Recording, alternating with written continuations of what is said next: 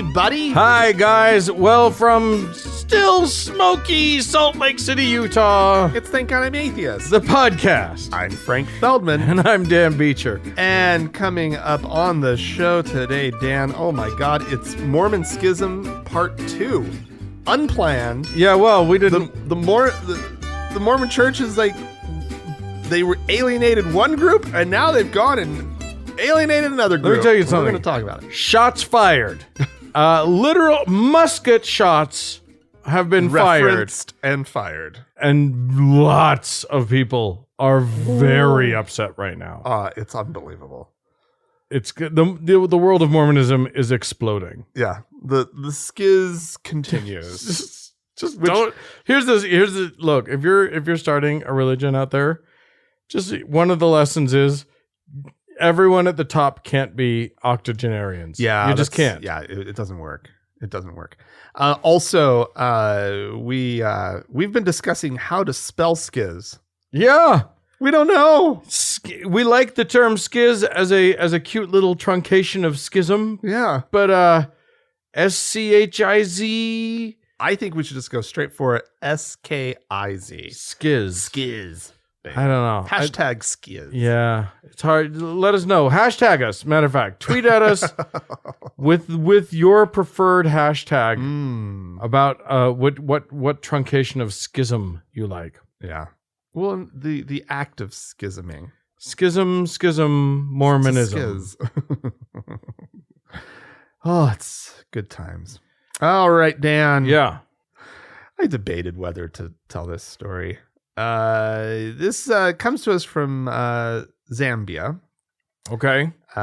Where a pastor by the name of James Sakala decided that he was going to do one of these giant public gestures to it's faith promoting.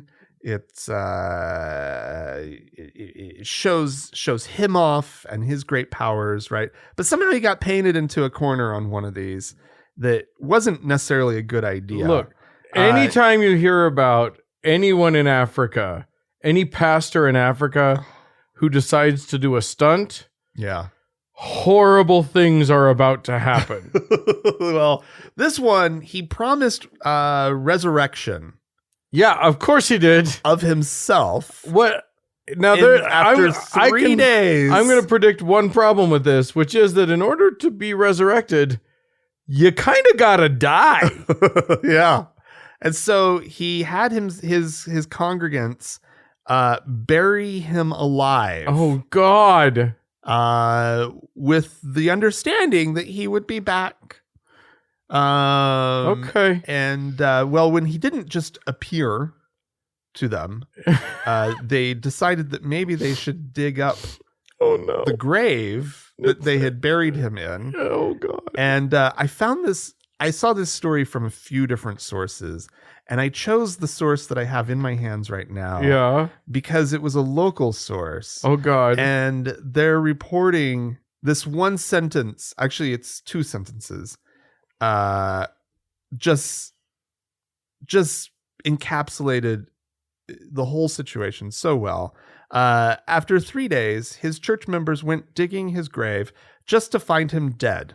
The pastor was dry like old sugarcane.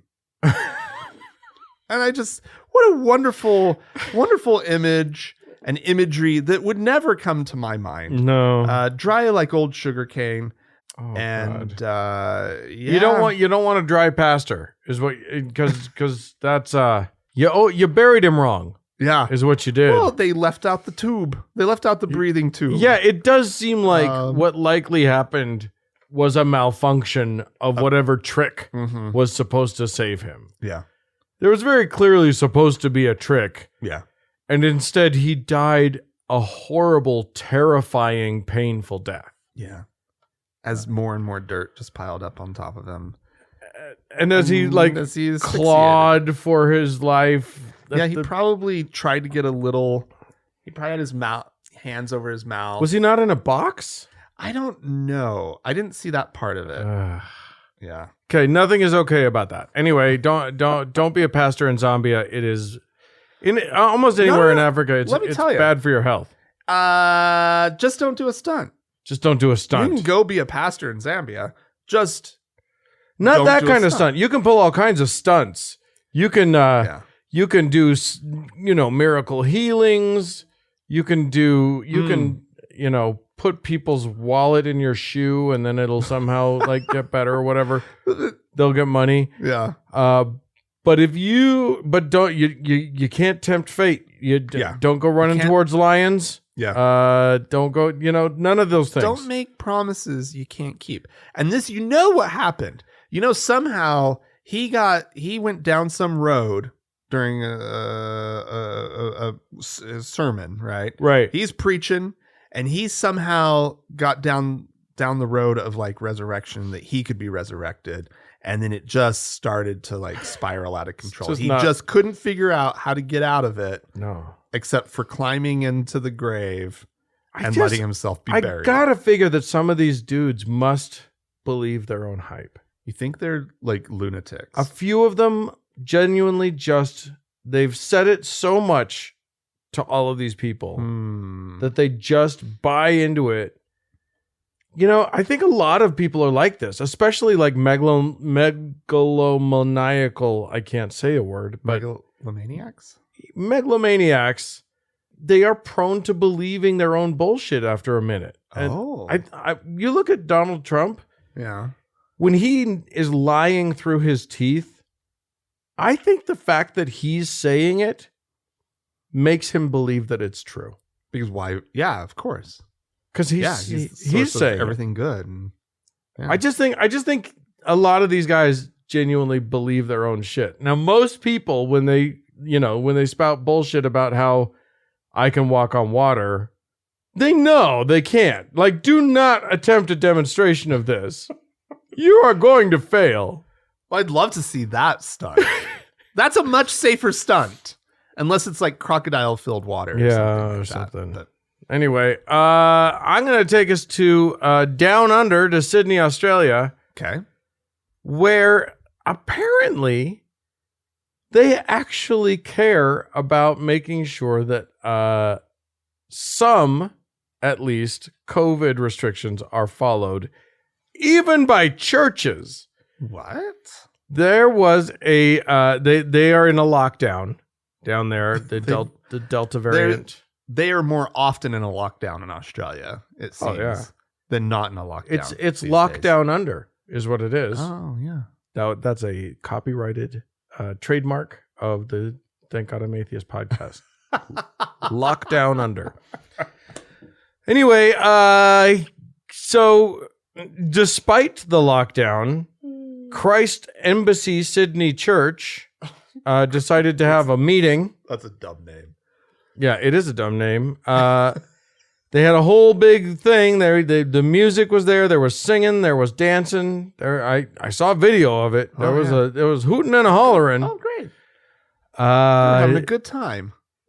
Yeah, at least 60 adults and children were inside. Well, good for them. Indoors. Yeah, away from crowds.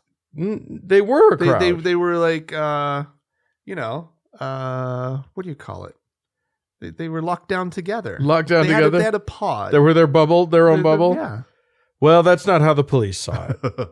And they issued at least $30,000 fines to the $31,000 fines. Yeah. Okay. At least 30 people received a $1,000 fine. Cool. Yeah. Okay. And the church was fined $5,000. Okay. So that's probably like $82 in real money, but because that's Australian dollars, but they're doing fine. No, it's like $750, I think. Yeah. Dollars. So like that is nothing to be sniffed at fine. That's not a slap on the wrist. Right. That'll get you where it hurts.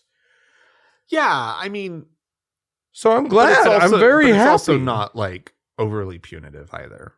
Like no. Nobody wants to dish that out, but yeah, it probably won't wreck people forever, but it's sharp enough that like other people will definitely consider not going to. They will not opt into that again. Yeah. I mean, if they're, they may not. I mean, it is hard times with like COVID and lockdowns and blah, blah, blah. I don't know exactly how Australia's doing it. But it could really hurt some people. Right. What if you didn't have any like emergency fund or savings or a little extra cash around, that's going to hurt. That the fine you're saying. The fine. Yeah, absolutely. Absolutely. The church will be fine. 5,000. They should bump that up a little bit. But yeah, probably. Yeah. Make them sell some pews off. I feel like, if a church does it, it should be way more than that. Like you need to hit churches hard for that sort of thing. But look, the fact that they hit a church at all proves that they're better than our stupid country. Yeah, no kidding. Huh. All right. Oh, Dan. Yeah. I am having a hard time following too closely everything that's going on in Afghanistan. I'm following it enough to feel like I'm decently informed. I know what's going on, but I can't just like turn on the news night after night after night because it's rough. It's rough right now. It is, and it's hard to look at, hard to watch. But sometimes you just have to like face reality and whatnot. Well, here's a story from Afghanistan. One of the things that the Taliban did when they first came swooping in was they promised that this time it would be different, right? Especially with regard to women. It wasn't going to be quite the same horror show for women this time. Yeah. A little bit of a horror show, but not the, burqas and women can't work and women just have to stay at home and women have to be accompanied everywhere by a man, so forth and so on. And if there's one thing we know about the Taliban, they're true to their word. Oh, you're not going to catch them fibbing. Well, and they're really trying to like they're playing a game this time where they're like because last time they just decided we don't care. We're just going to go it alone. The international community be damned. Right. And this time they're doing things like having a spokesperson. Right. There's an official Taliban spokesperson, which blows my mind. They're so organized. The guy's name is Zabiullah Mujahid. Nailed it. Mujahid. Yep. Sorry, everybody. I should have practiced that. But he said at a news conference, Taliban had a news conference. Right. This is just what is going on.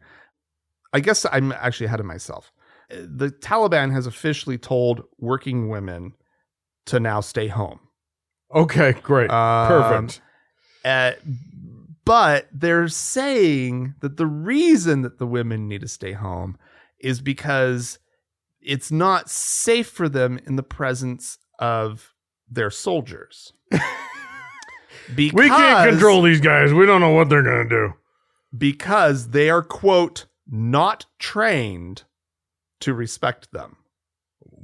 Well, whose fault is that, ding dong? Exactly. You want to be different this time?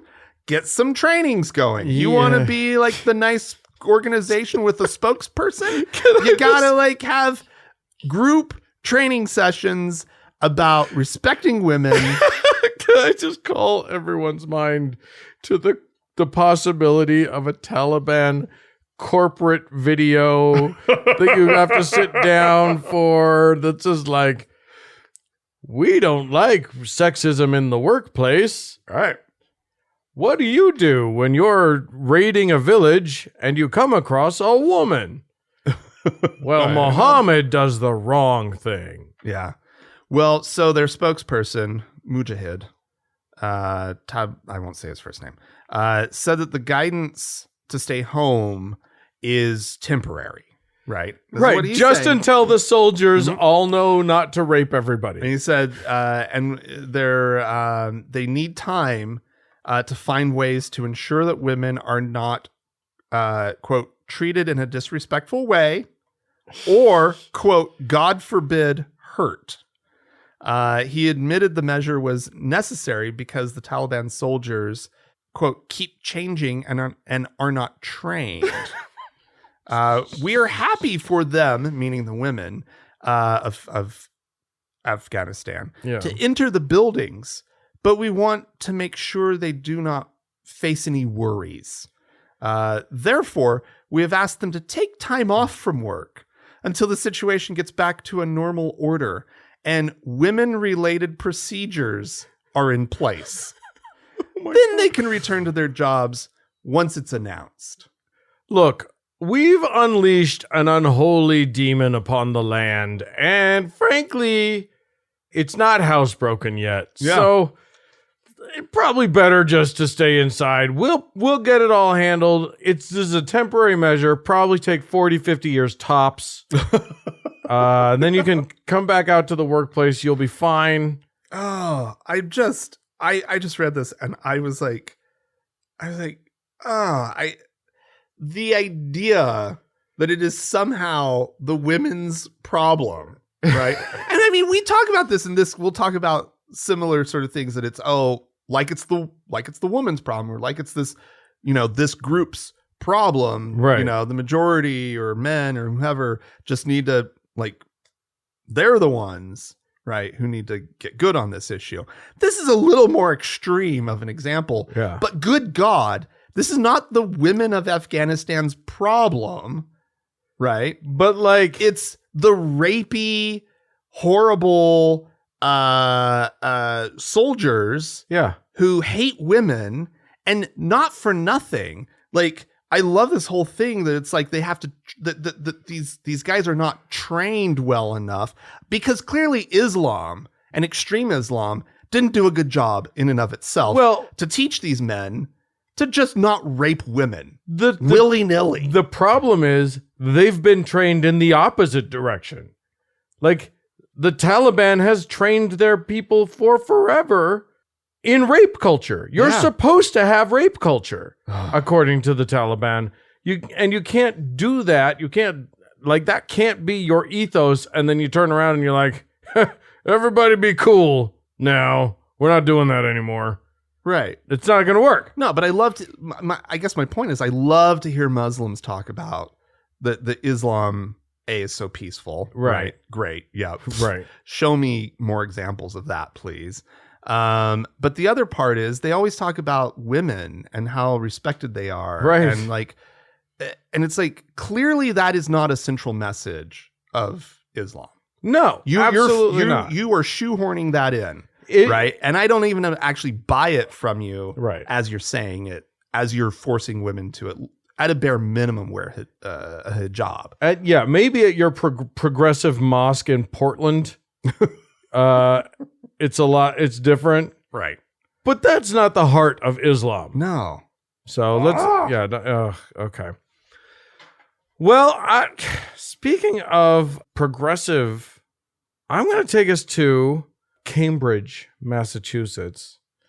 And anyone who's heard someone say, "Oh, I went to school at Cambridge," knows how snooty the word Cambridge can be said. Anyway, you were in Boston. Shut up. Anyway, the Harvard University was founded as a religious institution.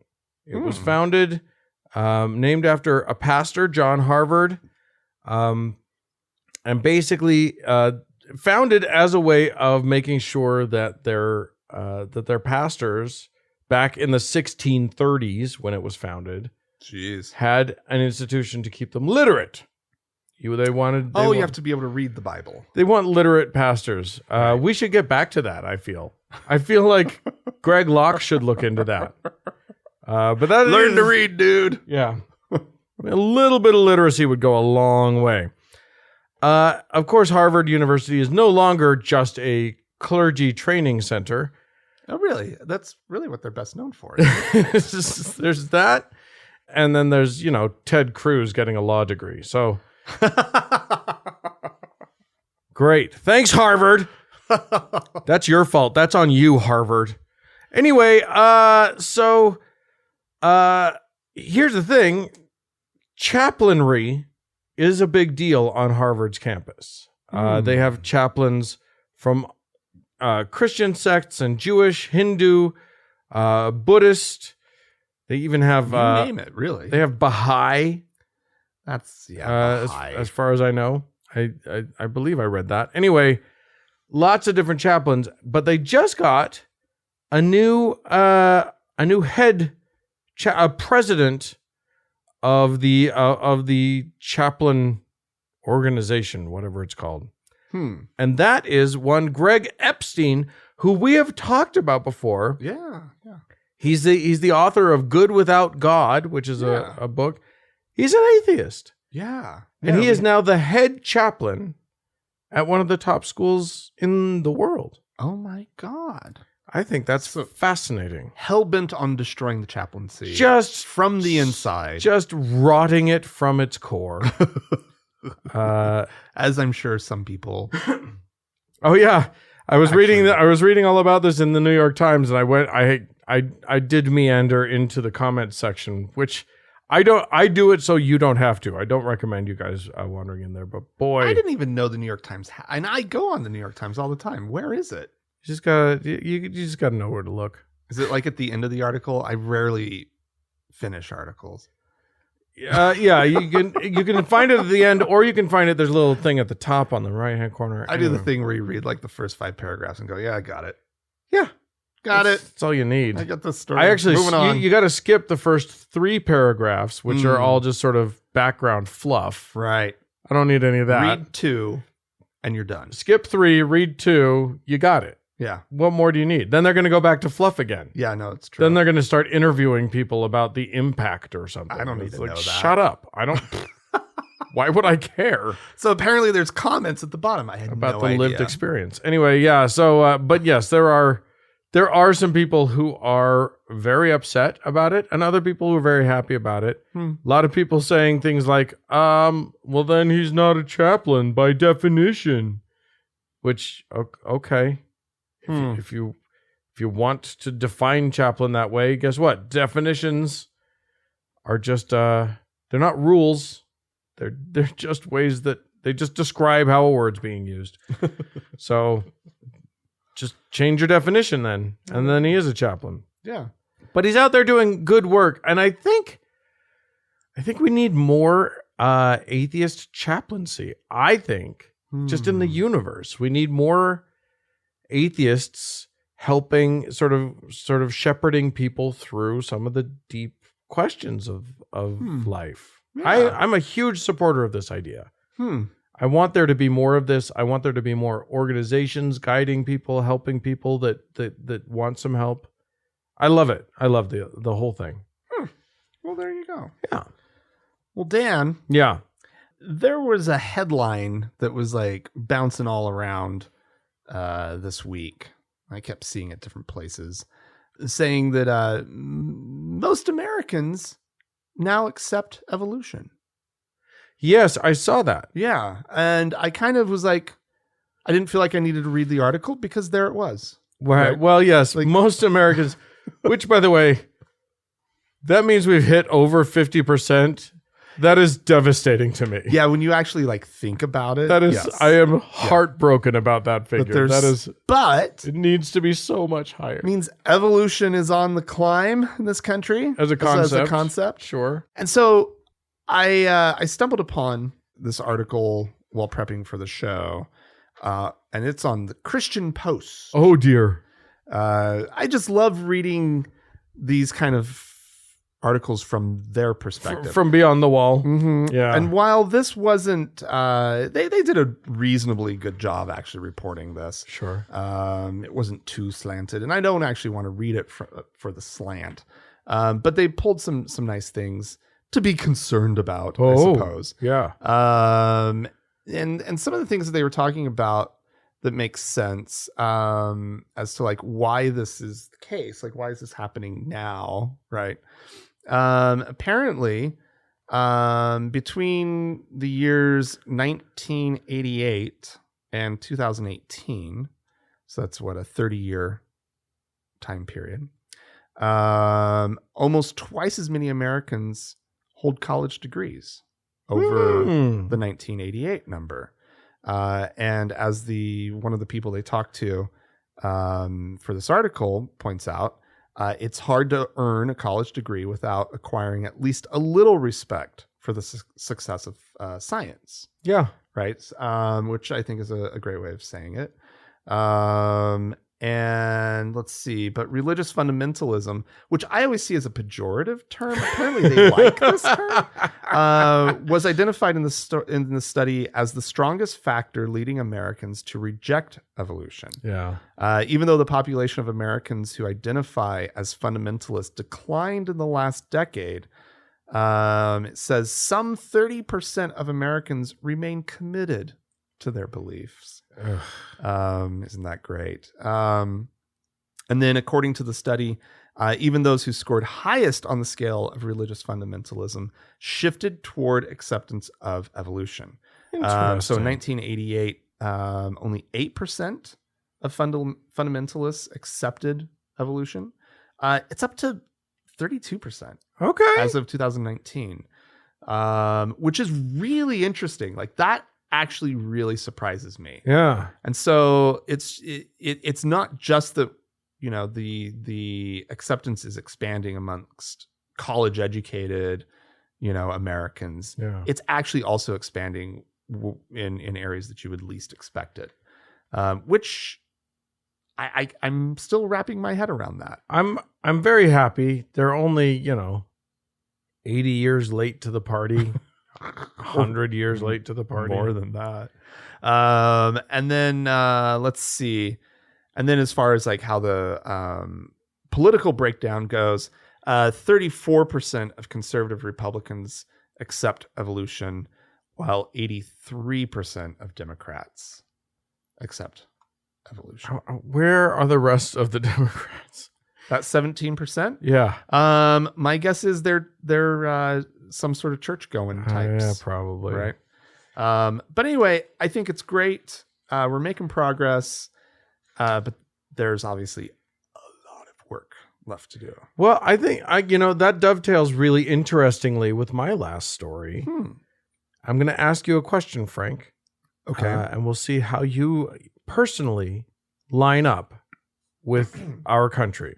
Okay. Pew asked this of respondents. Is it your best guess that intelligent life exists on other planets? Would you say it's your best guess that it does or does not? I say it does. Interesting. Why? Just so that the people know.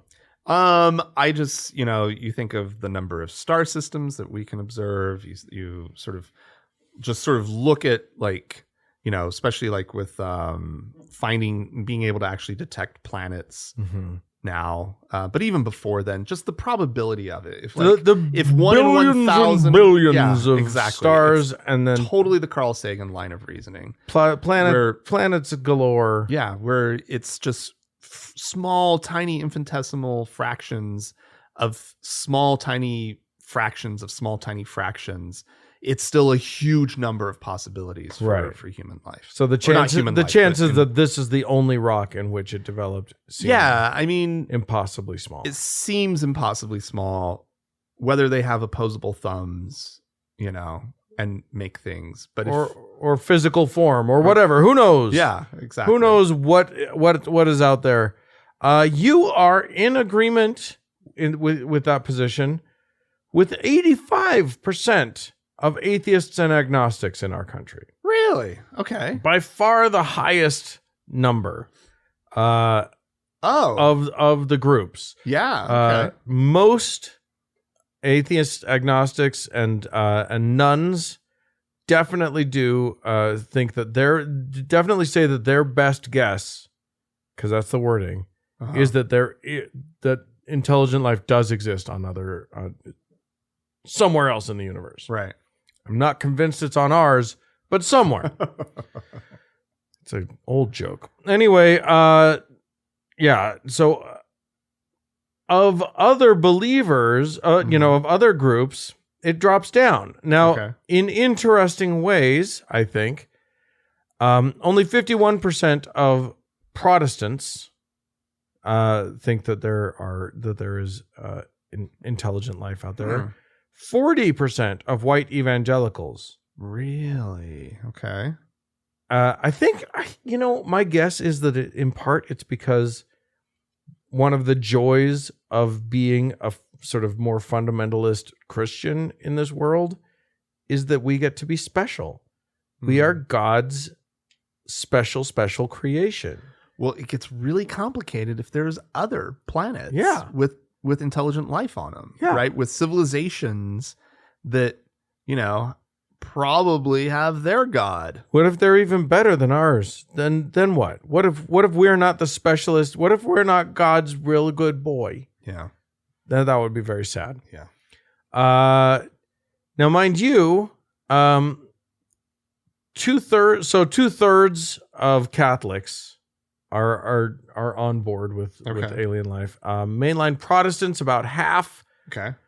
Catholic. No, mainline Protestants are also at about 2/3. Black Protestants about 55%. So overall Christians in the U.S. about 57%. Okay. Now here's an interesting thing. This came out because this report was released because the Office of National Intelligence released their report saying that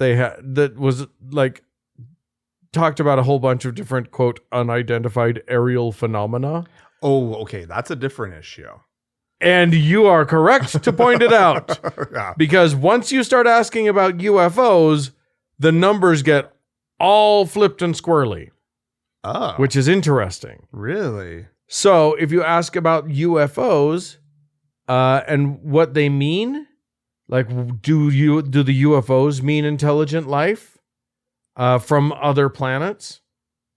Catholics go up. 61% say that they do, but if you ask atheists, only 31%. Oh wow, yeah. Believe, which is in line with white evangelicals who 35% think that UFOs mean intelligent life from other planets. Interesting. Huh. Which makes sense because guess what, kids? While there's probability probably suggests that there's intelligent life somewhere else in the world, in the universe. Yeah. The probability of them getting to us, oh my God, is almost nil. Yeah. And the question is, why are they only appearing to people with bad cameras? Right. And what are they doing here? And just it's like there's almost no chance. Like and they have this ethos of not going to, it's never show me to your leader, right? No, it's like, all right, Bubba, we're going to take you up and probe you. Yeah, why is that the MO? Right. It's just improbable. Also, the thought of a UFO being a weird and sort of inexplicable spy plane from another country is far more like, a drone that can dart around a lot or whatever. That's far more likely than someone has figured out interstellar space travel and has come here to kind of just zip around in the atmosphere and then leave. Yeah. Yeah, it just doesn't make any sense. That's anyway, I just thought that was interesting. Aliens, they're not out there. They're not among us. They're out not there. Here. They're out there. They're out there. All right. Well, if you want to tell us why you think aliens are among us, and don't say Donald Trump, because we have to claim him. As much as we don't want to claim him as one of our own, he definitely is one of the grossest. I watched Z. They have really good prosthetics that they can cover their lizard faces up with. Oh my God, you just dated yourself so hard. Or V, not Z. Oh, it was V. It was V, the final battle. Yeah. We are old so men. Good. Okay, if you want to write to us, podcast at thankgodimatheist.com. Or call and leave us a voicemail message. The telephone number is 424-666-8442. Stick around. We have correspondence coming right up. Yoo-hoo!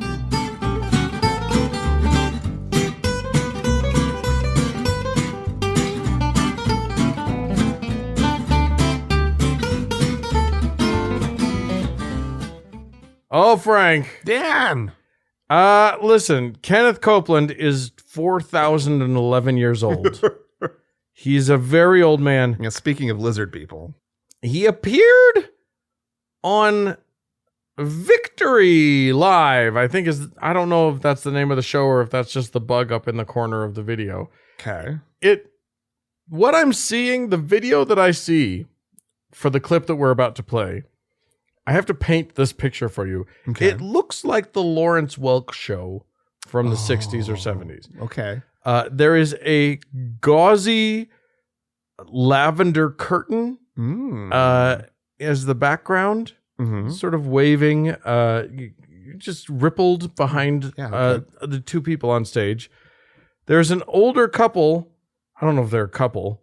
There's two people probably in their, I'm going to say, 60s to 70s on stage, a man and a woman.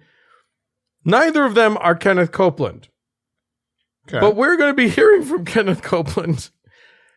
Apparently he was on the phone, and the man is holding his phone up to the microphone that he is holding.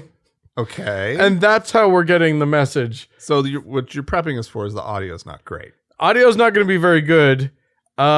Kenneth is taking some breaths as he's pausing dramatically, but what he's talking about, just so you know what he's getting himself into, is the COVID virus. Oh boy.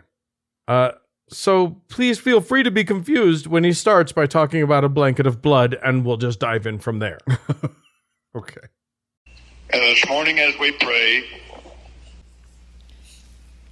just suddenly I saw a blanket of blood. It rippled like it had like a slight breeze on it. And as I watched it, and I watched this blanket of blood, it was everywhere, particularly over the United States and over our partners everywhere. And then a golden layer, just so gold, it was hard it just this golden aura and cloud, the golden cloud right on top of the blood. And then I realized that it came up out of the blood, and just stunningly beautiful. And then angels began to crisscross over the top of all of that, and these golden rainbows came up out of that. And I saw all of the healing of lungs, and then the scriptures this morning as they came out of that song, and then the lungs, and breathing God down into our lungs, and people rising up. And I knew in my spirit, and I said it out loud with my mouth, our breakthrough has come. And glory to God, the destruction, the final takedown of this synthetic virus that has been made by men as a weapon has fallen. It's destroyed. It's destroyed. Mission accomplished. All you needed was a blanket of blood and some gold clouds, You and gold definitely- rainbows, and What he didn't see was any vision of a shot going into anybody's arm. But who needs a shot when you have a golden rainbow? Which, by the way, Kenneth, that is not how rainbows work, my friend. They are not golden. That's you missed the whole point of a rainbow. I don't know. I can imagine a golden rainbow. I feel like I can see it. I feel like he's just trying to get away from the gay thing. I think the gays have ruined rainbows for him. He's trying to make them has to be golden. golden. Or maybe McDonald's paid him a little bit of something. Oh yeah, To just sort of just be like wink wink. 2 golden rainbows. There you go. Yeah. What is with, we two little Mormon boys, I don't think, I've never understood the obsession with blood that the evangelicals I know. like. We believed they in just Jesus. Swim around in it. But they want to be bathed in the blood. I'm bathed in the blood. Yeah. I need a blanket of blood. How does that even work? How does that work? Like Is it that's dry? disgusting. Is it a dried blanket, blood blanket, or is it like if it's not dried blood, then like how is it holding together? I don't know. Am I wet? Just squishy, but it doesn't get you wet. It If doesn't I'm- make you wet with blood. I but feel like it's- if I'm sleeping under a blanket of blood, I'm waking up bloody. That's it's Jesus's blood. It's magical. It does have magic gold. So yeah. and it's the most beautiful thing. And thank God Yeah, it has saved us That from horrifying image of blood and gold everywhere. Beautiful. Just beautiful. just beautiful. And saving us from this synthetic virus. This man-made weapon. God, people need to stop with that one. Oh well, they need the. I mean, we're just gonna have another round of this shit because these people won't do anything. I know. I have resigned myself to it. It's never ending. Just gonna get a booster, and then you're gonna get another booster, and they'll change the shot so it covers the new stuff, and you'll be mostly protected. And it's here to stay. Blah. All right. Before we all commit suicide from that thought, let's talk. We had some folks write into us, and I appreciate it. MF wrote in to say, because you and I, Frank, we talked at length about the My Pillow guy. Oh yeah. What's his name? Mike Lindell. Mike Lindell. Thank you, and his glorious mustache. It's mainly his mustache that's what makes him. Well, that is him. Yeah. It's actually a parasite, an alien parasite that's controlling his motion and his thoughts. I saw that episode of Star Trek. Right? Yeah. Anyway, MF would like to say, I have to say, I love My Pillow. Really? And bought so many because you and I made fun of the pillow. Yeah. Just thought it was ridiculous. Well, you said that there were like little sharp cubes of. It's just like cubes of foam. I think that's all it is. Anyway, it must be he's on to something. There you go. Clearly. I have to say I love My Pillow, and I bought so many for my house and family and friends. I had no idea what an asshole he was when I bought them, but I sleep better with them. Oh no! I feel like I should give them away to people because I don't want anyone to buy another one. Well, give one to me. We'll give it we'll test it out. We'll give you a test run and tell you what we think. Send it in. Good Lord. My Pillow. Yeah. There you go. Yeah, if it were the best pillow in the world, I still wouldn't give that man my money. No. Somebody else will. Because, do a like, seriously, knockoff pillow. it doesn't have to be the best pillow for you to have a good night's sleep. Yeah. Right? Like, you just need a decent pillow. It's actually true about most things in life. You don't need the best. Yeah. You just need the thing that works and is adequate. That's good. It's good enough. It's good enough. That is un-American. This obsession with the best, the best, the best. That is downright un-American of you to say that. I need to spend the most to have the best. It's not even so much about spending the most. It's these people who like, and you know, I've fallen prey to this line of thinking, right? Like you're buying a new TV or whatever, Yeah. right? Or it's even worse than that. It's literally you are just shopping around for a pillow, right? But it's this universe of like buying half or most of your stuff online. Yeah. You have to like read all these reviews and so you get sucked into this thinking of like it must be the best thing. Right. I must own the best toothbrush. A Right? 4.5-star toothbrush, not on my watch. Where's the 5-star? No, it's more that like it's when it's like only 4 stars Yeah. where you're like, what's wrong with this product? Something not- Why is this not 4.5? Something's not right. Yeah, Yeah. because you have to have the 4.5 because there's always going to be just the outliers who are Yeah. like, "Blah, it Yeah, didn't clean my cats right and Yeah. whatever. And then I just bought a novelty hat on Amazon. And because I don't want to get into it, 'Tis the time. which is why I called it a novelty hat. Okay. You bought a novelty hat. I bought a novelty hat on Amazon. so that you can go to Novelty Hat Day. It's you have to have, there are occasions. there are for occasions novelty for novelty hats. Okay, perfect. And so I bought the 4-star one, but I was like, but it's what I want. Yeah. And it's just a novelty hat. It doesn't have to, like, this is not going to have to hold up to this is quality. the best novelty hat ever, right? Right. Like, this is going to last forever. I can hand it down to my children who will cherish. Yeah. the If novelty the hat. rivets don't hold up into the generations, Yeah. it'll probably be okay for the novelty hat. Yeah. It's a visor that makes it look like you have a man bun. Oh my God. I'm so disappointed. It's so dumb. It's anyway, long story. There you go. Josh wrote into us. Hi guys, love the show, especially the weekly clip of some religious person saying something crazy. Yeah, we do provide that. It reminds me of growing up as a Southern evangelical and all the wild stuff I heard from my pastors. And then Josh wrote some nice condolences to you, Frank, because Josh and his partner also recently experienced a flood. Oh, So really? sorry about that. Josh.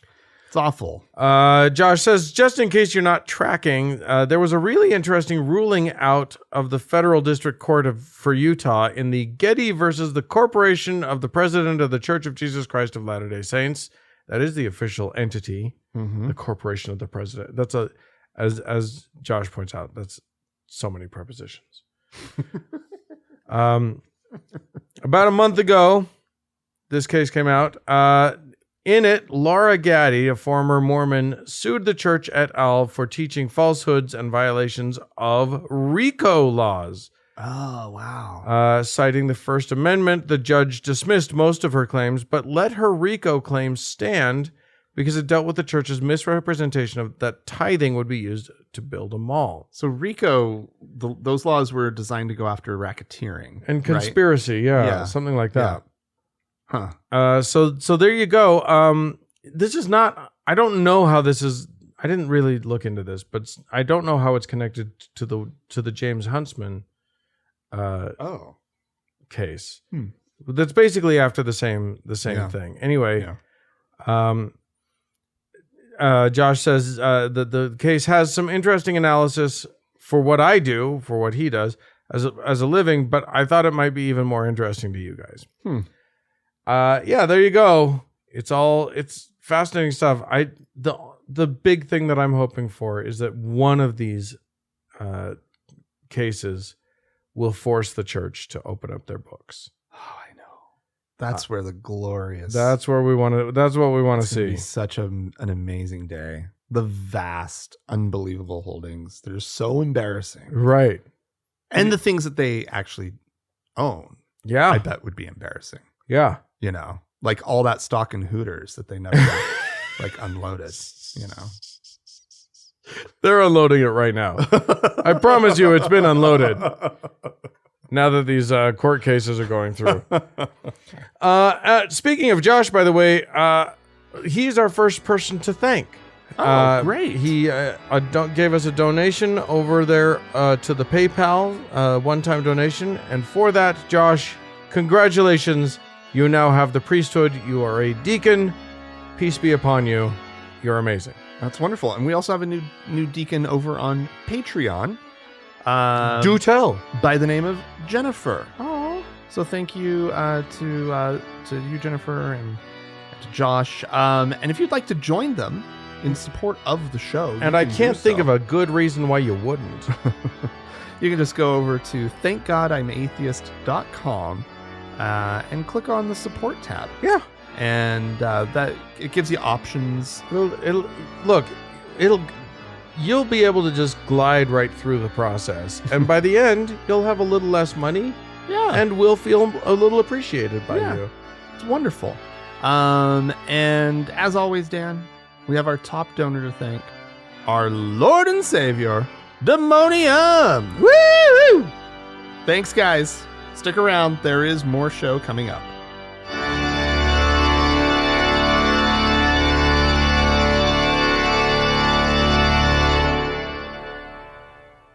John. Hey there.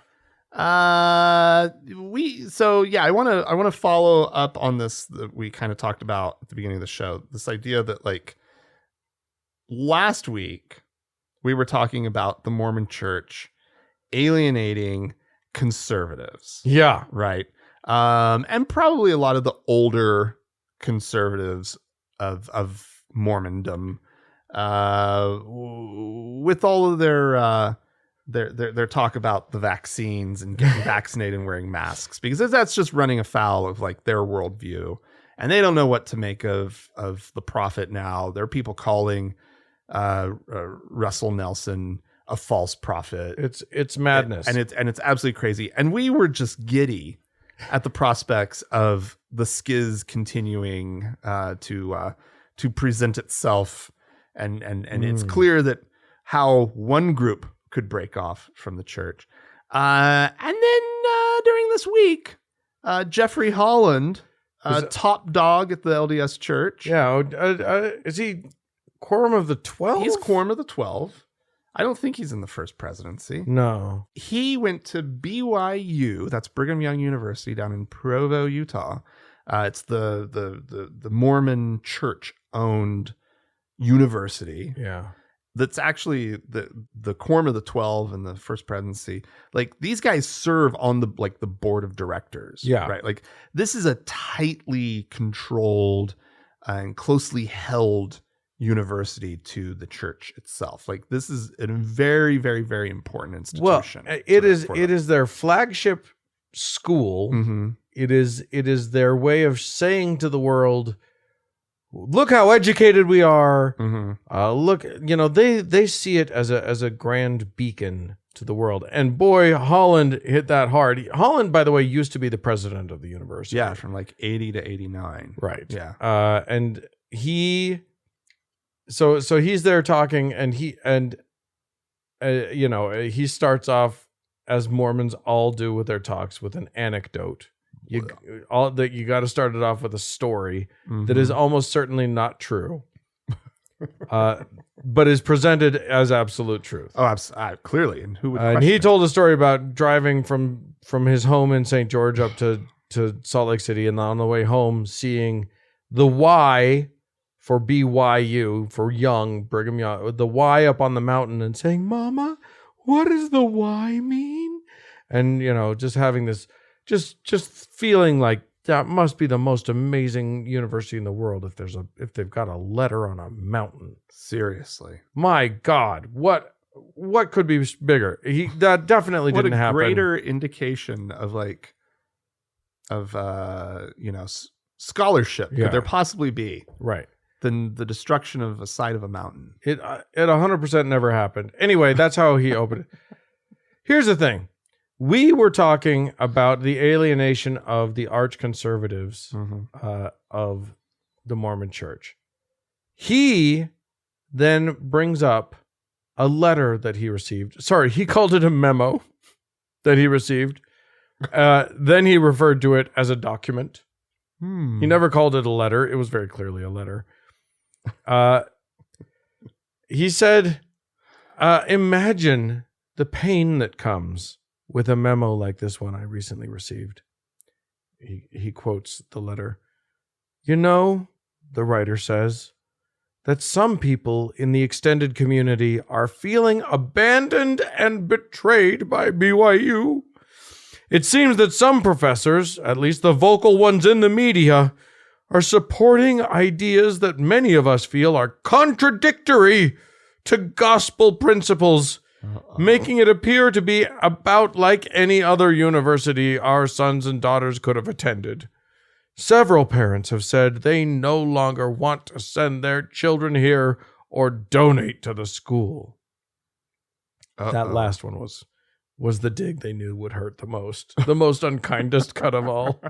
They won't donate. Oh, goodness gracious. Well, any good university is going to be worried about their donors. And what is the wedge issue? What is the terrifying specter that hangs in the air over Brigham Young University? It's not even like, okay, say it. The gays! They're too nice to the gays! It's that they're too nice. They are. It's not that they're doing anything beyond just being nice to gay people. Let me tell you something.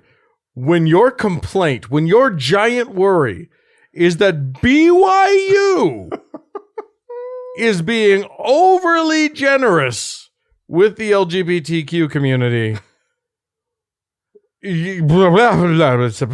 because no, first, no. Right. They're not. No, it's not. The fact that like you're allowed to be gay and not stoned on campus, Right. does not equate to acceptance of LGBTQ people. I don't know. It's pretty nice. It's pretty nice of them. Pretty generous. to have hidden all the stones. Well, I'll tell you this, brother / elder / whatever you're supposed to call Holland. He's not having it. He's not having it. He will not have the author of that memo be turned away. He is saddened by their pain. And in spite of, can I just say, Frank and I have talked about Mormon men weeping. Oh, yeah. And that, you had an interesting point about it when we were talking earlier, because it's more than just a deep annoyance. Right. Talk about like, because he starts off his whole speech with, as many of you know, I cry at the opening of a supermarket, Okay. which was his signal that we're going to be hearing that weepy voice a lot in this talk. Yeah. And boy, did we ever. Well, yeah, and we've kind of marveled on the show about how like it's the one place where most Mormon kids actually see their father cry. Right. Yeah. It's at the pulpit. They don't see it at home. It's not while watching, some tearjerker movie or with mom, or at home. At home, Dad has 3 emotions, right, which are mildly amused, angry as shit, and sports. Yeah. Right.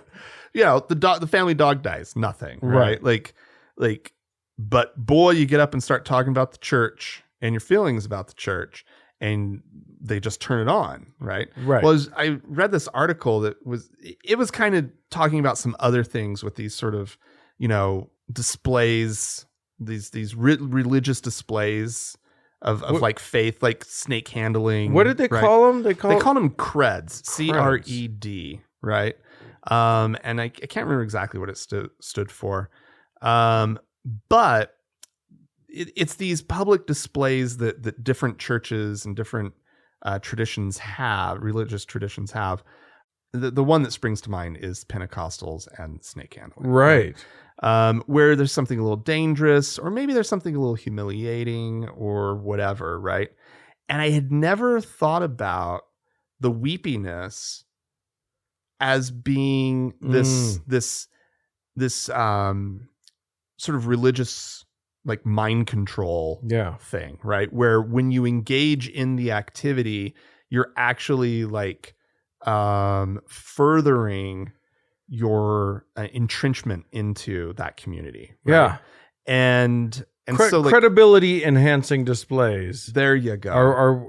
That's what the cred stands for. Yeah. And so like, and I had always just thought that it was just this weird cultural thing, blah, blah, blah, blah. I never thought about it in terms of the weepiness actually being a little humiliating. Yeah. Right. And so, and that actually conferring a sense of credibility on the weeper. Yeah. And in addition to that, it further bonds the person to the belief system. Well, you know what it is? What's that? It's virtue signaling. Well, yeah, of course it is. When when the right here in the U.S. will never shut up about all the left and their virtue signaling, it can't possibly be that we actually care about the feelings of, Black Lives Mattering or, LGBTQ stuff. It's just that when we say it, we're virtue signaling for the rest of the thing. Who signals virtue more than the religious? Oh, no kidding. Yeah. It just doesn't happen. Like they are everything they do. Like you move into a house in in Arkansas, and your neighbors will come over, and immediately the first question they'll ask you is, have you found a church yet? Yeah, exactly. That's virtue signaling. That's what it really is. And so is crying, Mormon crying. Right. Anyway, Back to this thing. back to what this dunghole said. He quoted another Mormon apostle, Neil Maxwell, and he said, apparently, quote, "In a way, Latter-day Saint scholars at BYU and elsewhere are a little bit like the builders of the temple in Nauvoo." That was the first Mormon temple. Yeah. Just so you guys know, Nauvoo, Illinois. It doesn't matter. Anyway, who worked with a trowel in one hand and a musket in the other.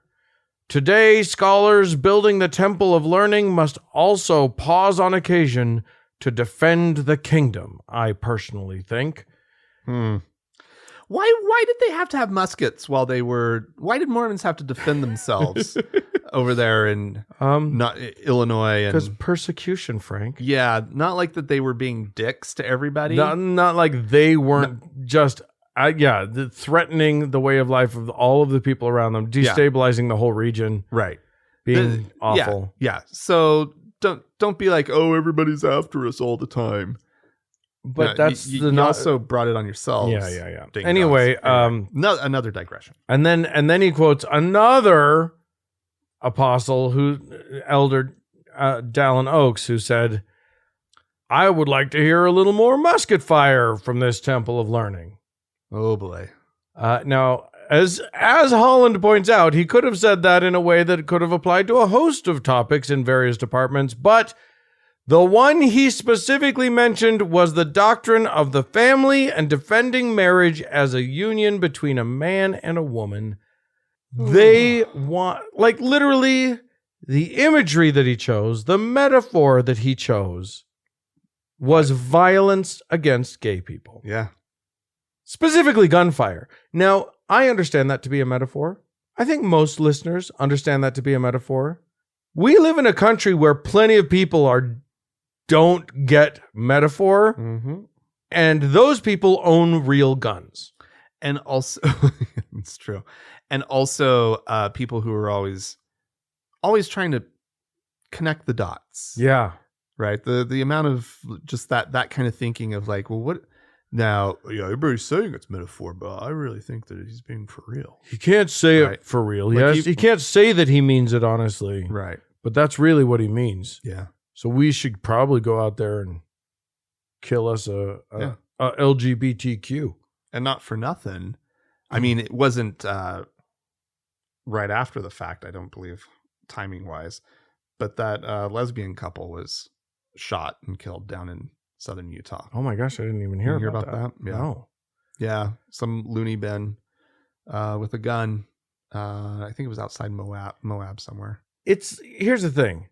At some point in his speech, Elder Holland, I'm not going to call him Elder, Holland, Mr. Holland, and his opus, he literally said that he has wept about the gay issue and met with them, and he loves them so much, and he's just, you can't imagine, and boy, he got intense about it. You can't imagine the amount of energy and time we've wept over this issue.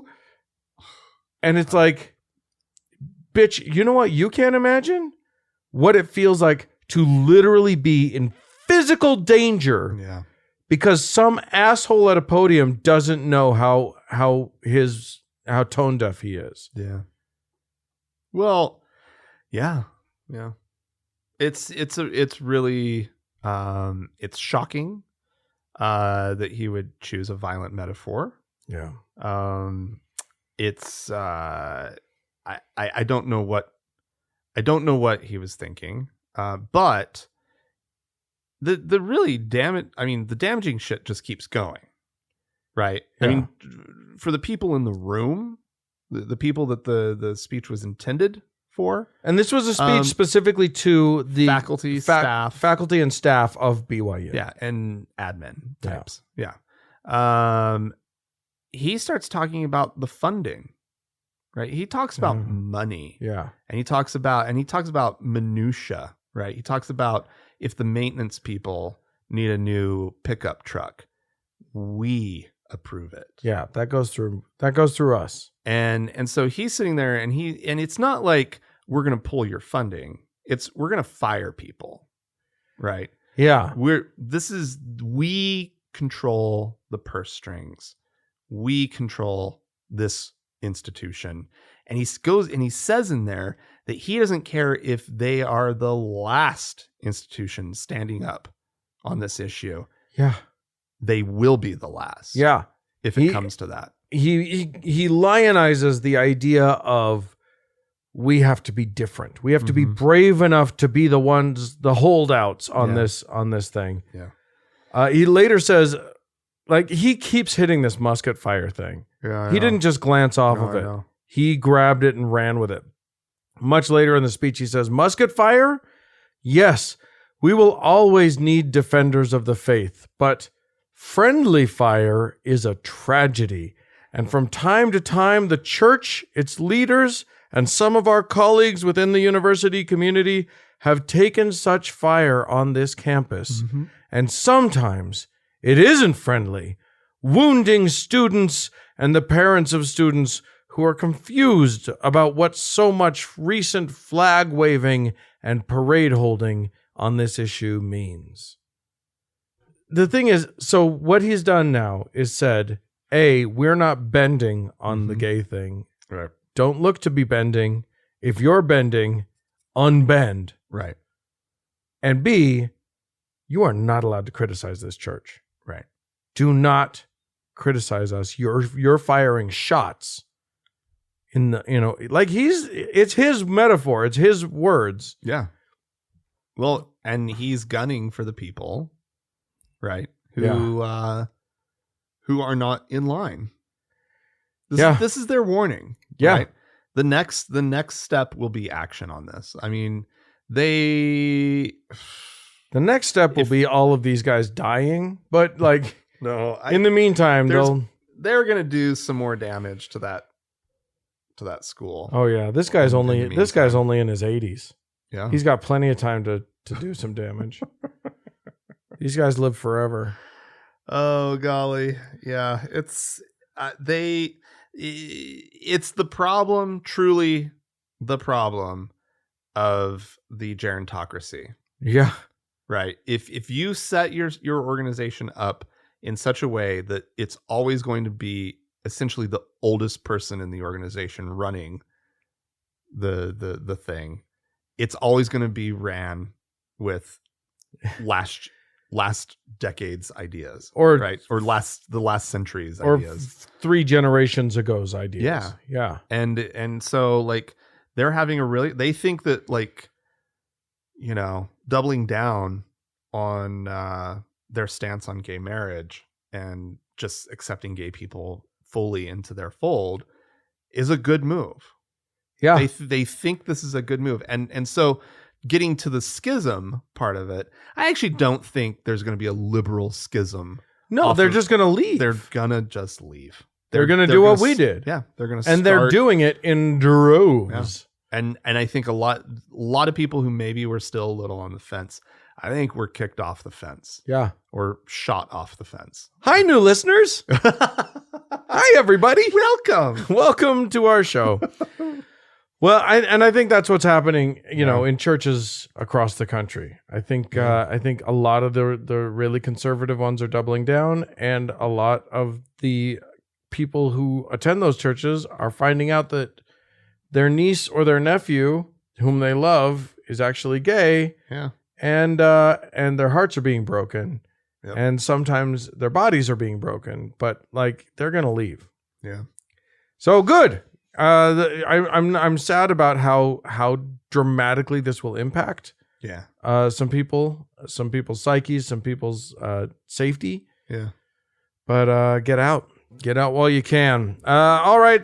If you have anything you'd like to say about this, if you have a personal experience, if you ever, if you are Jeffrey Holland's gay lover, please write into us. podcast. Yeah, it's a disgusting thought. It's the face that Frank made was not.